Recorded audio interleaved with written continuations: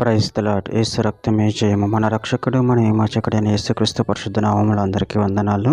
చిన్న ప్రార్థన ద్వారా ఈ ఉదయకాల వాగ్దానం చేసుకుందాము. పరిశుద్ధుడ మహాగణుడు అయిన దేవ యేసయ్య, సర్వాధికారి అయిన మీకు వేలాది వందనము కృతజ్ఞత స్తుతి స్తోత్రం చెల్లించుకుంటున్నాను. దేవ ఉదయకాలం ప్రభు వాక్య భాగం ధ్యానిస్తుండగా వాక్య భాగం మాకు అర్థమవుట్లు సహాయం చేసి మీ కృపలో బలపరిచి మీకు మదిగా మమ్మల్ని నడిపించమని చిన్న ప్రార్థన ప్రభువుకి యేసుక్రీస్తు అతి పరిశుద్ధ నామములో అడిగి వేడుకుంటున్నాను తండ్రి. ఆమేన్ ఆమేన్. కీర్తనల గ్రంథం 29వ అధ్యాయం 3వ వచనం. యెహోవా స్వరము జలముల మీద వినబడుచున్నది, మహిమ గల దేవుడు ఉరుము వలె గర్జించుచున్నాడు, మహాజలముల మీద యెహోవా సంచరించుచున్నాడు. ఆమె దేవుడి వాక్య భాగం దీవించును గాక.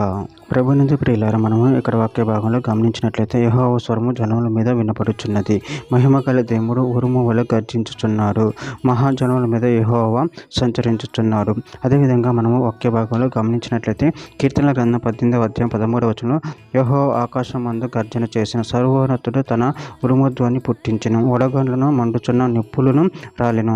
ప్రకటన గ్రంథం 17వ అధ్యాయం 14వ వచనం. మీరు గొర్రెపిల్లతో యుద్ధం చేతురు కానీ గొర్రెపిల్ల ప్రభువులకు ప్రభువును రాజులకు రాజునై ఉన్నందునను తనతో కూడా ఉండిన వారు, పిలువబడిన వారే, ఏర్పరచబడిన వారే, నమ్మకమైన వారే ఉన్నందునను ఆయన ఆ రాజులను చేయించును.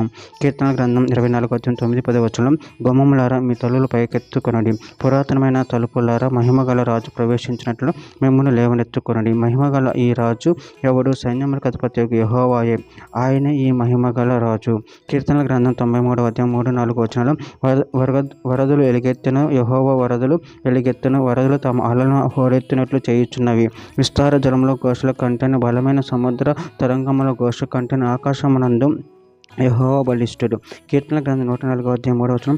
జలములలో ఆయన తన గదుల దూలములను వేసి ఉన్నాడు, మేఘములను తన వాహనముగా చేసుకొని గాలి రెక్కల మీద గమనం చేయుచున్నాడు.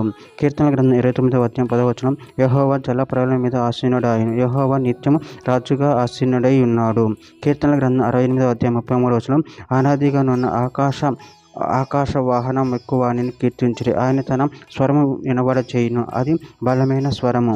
చివరిగా ఒక మాట. యెషయా గ్రంథం 33వ అధ్యాయం 21వ వచనం.